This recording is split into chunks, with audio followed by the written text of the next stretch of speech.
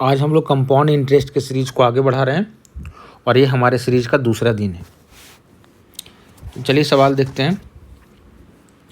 कहता है एक निश्चित दर पर सम संख्या के वर्षों के लिए निवेश किए गए 60,000 रुपये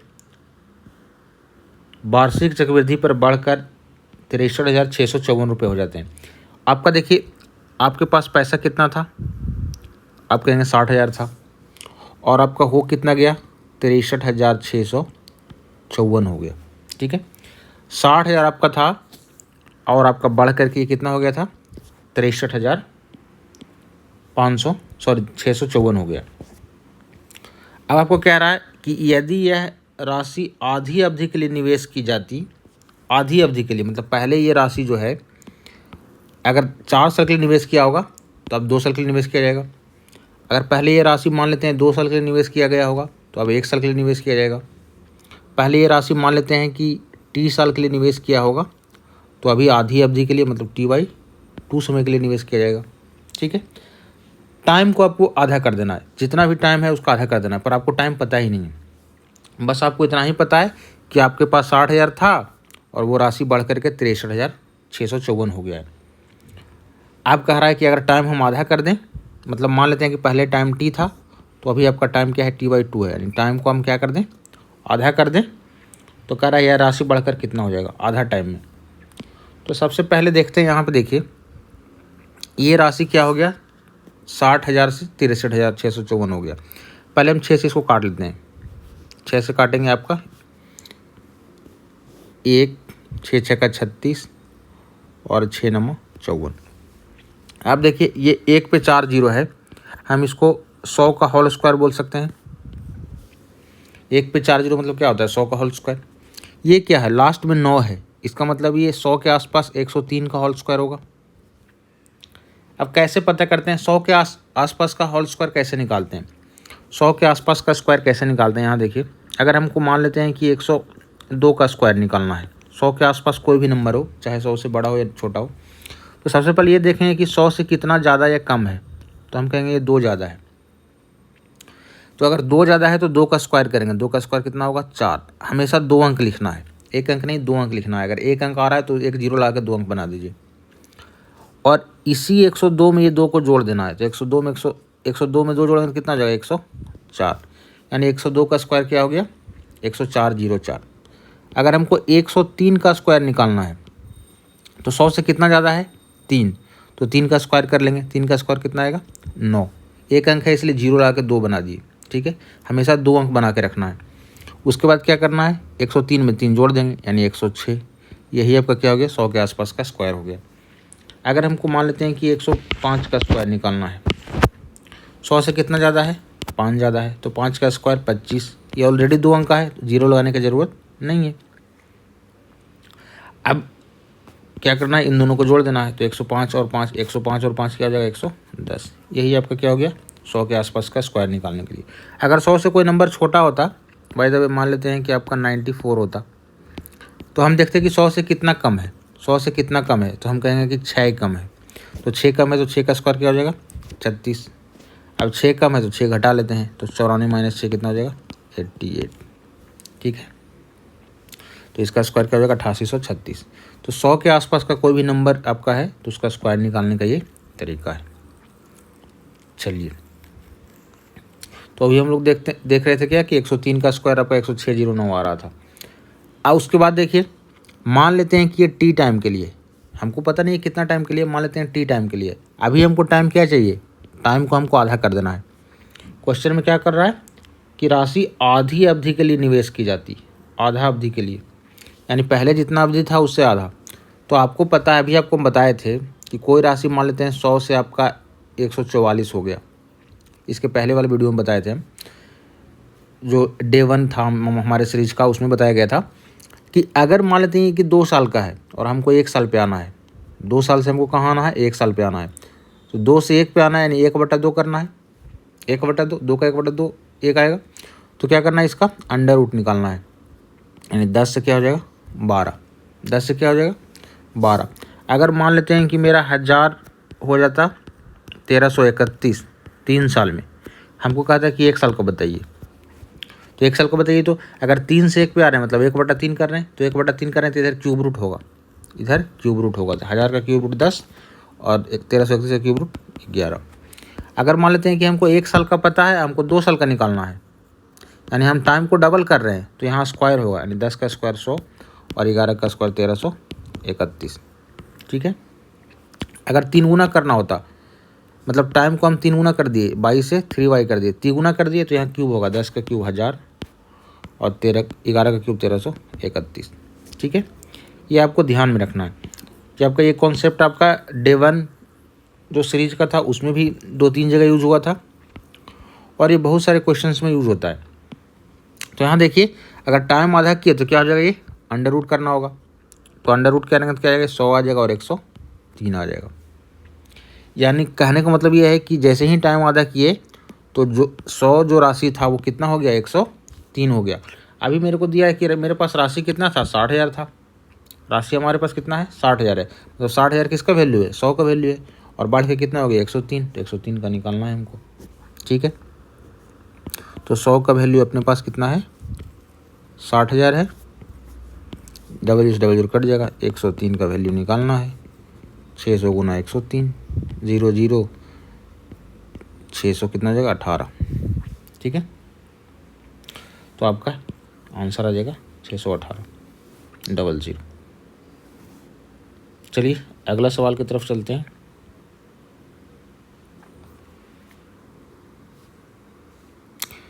नेक्स्ट सवाल आपका है 24,000 रुपये पर आपके पास कितना पैसा है, 24,000 है।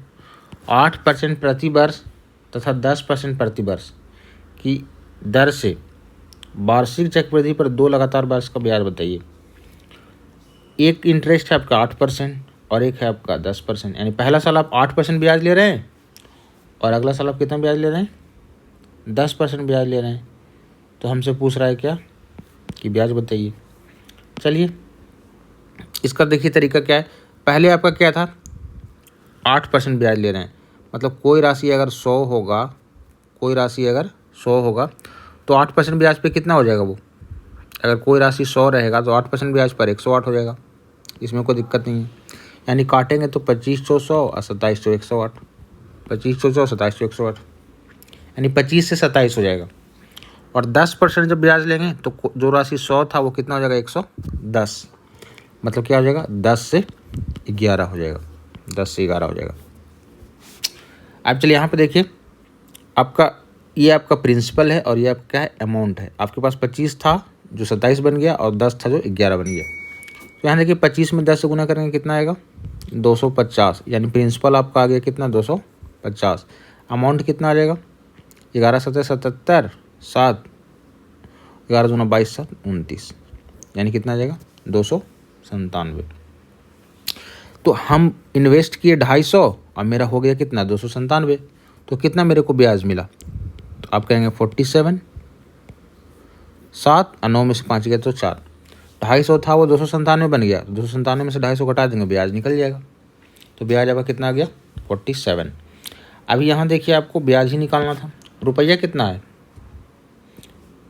प्रिंसिपल आपका कितना है, 24,000 है। यहाँ प्रिंसिपल कितना है, 250 है, यानी 250 का जो वैल्यू है वो कितना है आपका, 24,000 है। और आपसे 47 का वैल्यू पूछ रहा है, आपसे ब्याज पूछ रहा है और ब्याज है कितना, 47। तो 47 का वैल्यू पूछ रहा है। चलिए सॉल्व करते हैं। 0 से 0 कट हो जाएगा, 25 से 25 9 225, 15 0 25 6 का 150, तो 96 गुना कितना, एक का वैल्यू 96 हो गया, 47 का वैल्यू क्या आ जाएगा, 96 गुना 47। अब देखिए यहाँ पे देखिए इकाई अंक 4 है, यहाँ 2 है, यहाँ 0 है, यहाँ पे 6 है, तो सिर्फ इकाई अंक से ही काम हो जाएगा, ज़्यादा गुना करने की जरूरत नहीं पड़ेगा। 6 7 42, लास्ट में क्या आना चाहिए, 2 आना चाहिए। तो कैलकुलेशन में आप टाइम बचा सकते हैं। कैलकुलेशन में आपको CI में काफ़ी टाइम लगता है, तो आप हमेशा ध्यान रखें कि एक बार ऑप्शन ज़रूर चेक करिएगा। 2 बात ध्यान में रखिएगा, सबसे पहले कि आपका इकाई अंक अलग अलग है कि नहीं, और दूसरा ऑप्शन पास पास में है या फिर दूर दूर में है। अगर ऑप्शन इकाई अंक आपका सबका अलग अलग है तब तो आप इकाई अंक निकाल करके काम चला लीजिएगा, लेकिन अगर आपका इकाई अंक सेम है लेकिन ऑप्शन दूर दूर में है तो आप अप्रोक्सीमेशन से निकाल लीजिएगा, पूरा सॉल्व नहीं करना है। थोड़ा बहुत सॉल्व करके काम चला लेंगे। आगे वैसा सवाल आएगा तो बताएंगे। तो चलिए नेक्स्ट सवाल की तरफ चलते हैं।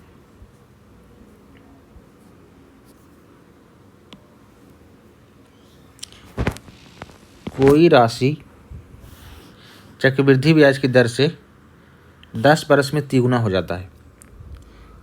10 बरस में तिगुना हो गया मतलब आप 1 रुपया इन्वेस्ट किए तो कितना हो गया, वो 3 हो गया। आप इन्वेस्ट कर रहे हैं 1 रुपया और हो गया वो कितना, 3 रुपया हो गया। कितना साल में, 10 साल में। ठीक है, फिर कह रहा है यह कितने वर्षों में 243 गुना हो जाएगा। वो कितना जाना है, 243 गुना हो जाना है। कितना टाइम लगेगा ये आपसे पूछ रहा है। ठीक है, कोई राशि 1 से 3 होने में कितना समय लगाया, 10 साल। आपसे पूछ रहा है कि आपका 243 होने में कितना समय लगाएगा। तो देखिए सबसे पहले ध्यान रखना है आपको 3 का पावर। देखिए 3 का पावर 1 होता है 3, 3 का पावर 2 होता है 9, 3 का पावर 3 होता है 27। इतना तो आपको सबको पता होगा। अभी 3 का पावर 4 होता है 81, 3 का पावर 5 होता है 243 और 3 का पावर 6 होता है 729। इतना आपको ध्यान में रखना है, इससे कैलकुलेशन थोड़ा आसान हो जाएगा। तो 240 क्या है मेरा, 3 का पावर 5 है। यहाँ देखिए 240 को हम क्या बोल सकते हैं, इसको बोल सकते हैं 3 का पावर 5। आपको यहाँ पे देखिए 3 का पावर 1 है, आपको 1 से 5 में जाना है। पावर 5 कर रहे हैं तो टाइम को हमको 5 गुना करना पड़ेगा। ठीक है, पावर अगर पावर 2 गुना, पावर 2 करते, 3 का पावर 1 से 3 का पावर 2 में जाना होता तो टाइम को 2 से गुना करते। 3 का पावर 3 में जाना होता तो टाइम को 3 से गुना करते। 3 का पावर 4 में जाना होता तो 3 टाइम को 4 से गुना करते। 3 का पावर 1 से 5 में जा रहे हैं तो टाइम को 5 से गुना करेंगे। तो 10 बचे 50 साल लगेगा आपको। यही कंसेप्ट पिछला वाला में यूज़ हुआ था। चलिए नेक्स्ट सवाल पे आते हैं। क्वेश्चन नंबर 14 कहता है एक निश्चित राशि पर 20% प्रति वर्ष की ब्याज दर से 20% प्रति वर्ष आपका इंटरेस्ट लग रहा है। 2 वर्षों का साधारण ब्याज 250 रुपये दिया हुआ है। समान ब्याज दर पर समान अवधि के लिए समान राशि पर चक्रवृद्धि ब्याज कितना होगा। यहाँ देखिए 20% की दर से 2 साल का ब्याज, साधारण ब्याज निकालते हैं पहले। सिंपल इंटरेस्ट में क्या होता है, बस रेट को टाइम से गुना कर दीजिए, सिंपल इंटरेस्ट आ जाएगा। तो रेट है 20% और टाइम है 2 साल, यानी टोटल ब्याज हमको जो मिला होगा वो कितना परसेंट मिला होगा, 40%। क्योंकि 1 साल में 20% मिल रहा है तो 2 साल में 40% मिलेगा। साधारण ब्याज तो सिंपल होता है। ठीक है, 3 साल में 60% मिलेगा, 4 साल में 20 चौक 80 मिलेगा, 5 साल में 20 बजे 100 मिल जाएगा। अब निकालते हैं कंपाउंड इंटरेस्ट। आपको कंपाउंड इंटरेस्ट में क्या आ रहा है, समान ब्याज दर है यानी 20% ब्याज दर है और समान अवधि भी है यानी टाइम भी सेम ही है यानी 2 ही साल है। तो 20 और 20 का हमको क्या करना पड़ेगा, सक्सेसिव निकालना पड़ेगा। चक्रवृद्धि ब्याज में क्या करना पड़ता है, सक्सेसिव निकालना पड़ता है। तो चलिए निकाल देते हैं 20 और 20 का सक्सेसिव क्या होगा, 20 + 20 a + b a plus A B या बटा 100 होता है। 2 जीरो से 2 जीरो कट जाएगा, 40 4 44 आ गया। यानी जो चक्रवृद्धि ब्याज मिलने वाला है वो 44% मिलने वाला है। तो अभी देखिए आपको साधारण ब्याज का वैल्यू दे दिया वो, आज चक्रवृद्धि ब्याज पूछ रहा है। 40 का वैल्यू आपको दिया है कितना, 250। 40 का वैल्यू दिया है 250 और 44 का आपसे वैल्यू पूछ रहा है।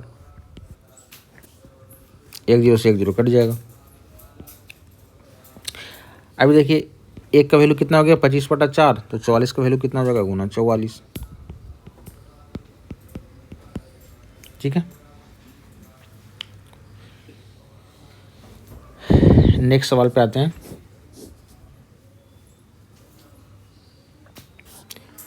कहता है 8% प्रति वर्ष की दर से निवेश की गई कोई राशि पहले वर्ष के अंत में 20,280 रुपये हो जाता है। आप 8% के हिसाब से निवेश किए और राशि कितना हो गया, 20,280।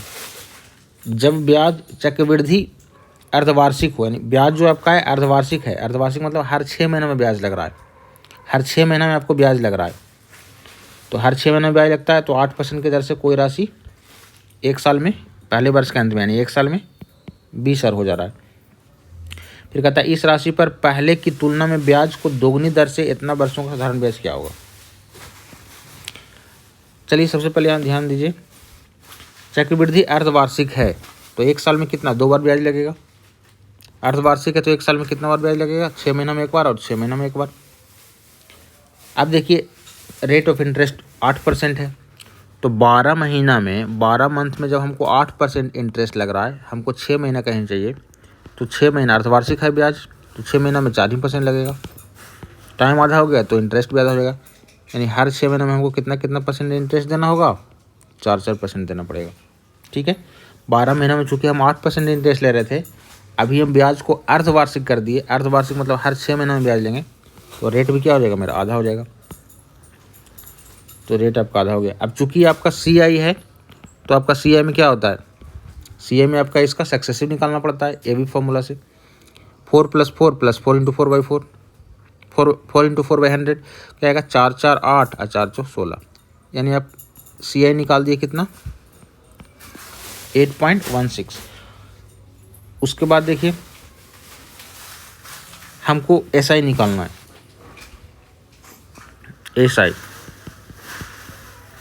SI कितना होगा, SI तो सीधा सीधा होता है टाइम को रेट से गुना कर देते हैं।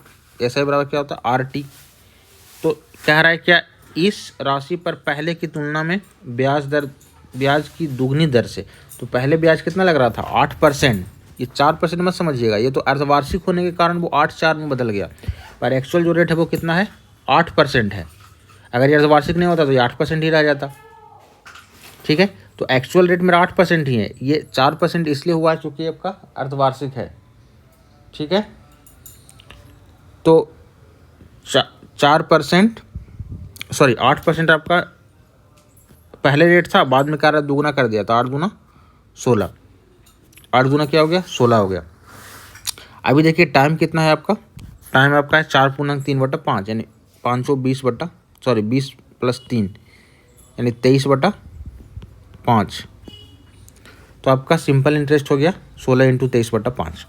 अभी देखिए आपको दिया हुआ है क्या, दिया हुआ है कि पहले बरस के अंत में 20,280 हो गया है, तो ब्याज चूँकि 8.16 है, प्रिंसिपल अपने आप में 100 माना जाता है, प्रिंसिपल अपने आप में 100 मानते हैं, तो अमाउंट कितना हो जाएगा, अमाउंट आपका हो जाएगा 108.16। अमाउंट क्या होता है, प्रिंसिपल में ही ब्याज जोड़ देते हैं, प्रिंसिपल में ब्याज जोड़ दिए, अमाउंट हो गया, तो प्रिंसिपल अपने आप में 100 मानते हैं, ब्याज आपका 8% था, तो कितना हो गया, 108.16। तो अमाउंट दिया है कितना, 108.16 अमाउंट आ गया, आपको अमाउंट दे रहा है कितना, 20,280। अमाउंट आपका हो जा रहा है 20,280।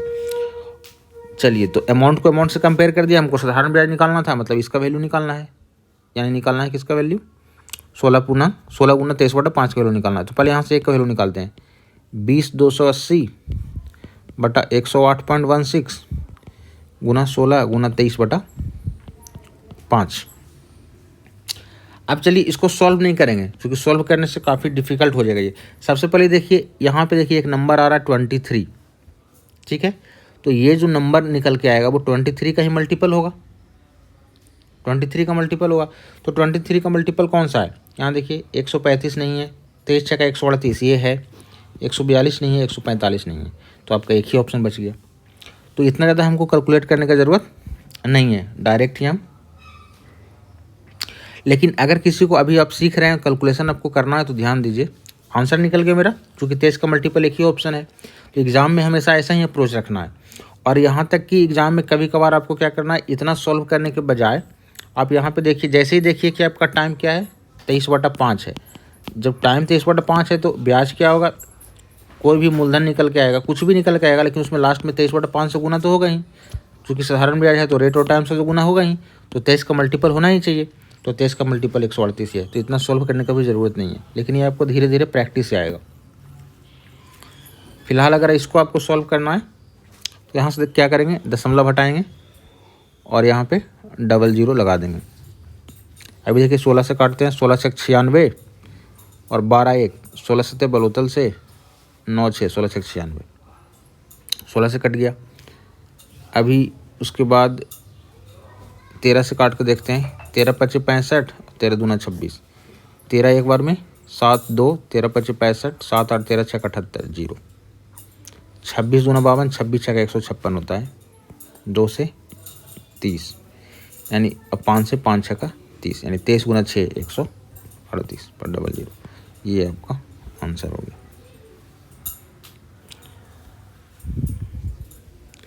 चलिए इस सेशन को यहीं ख़त्म करते हैं।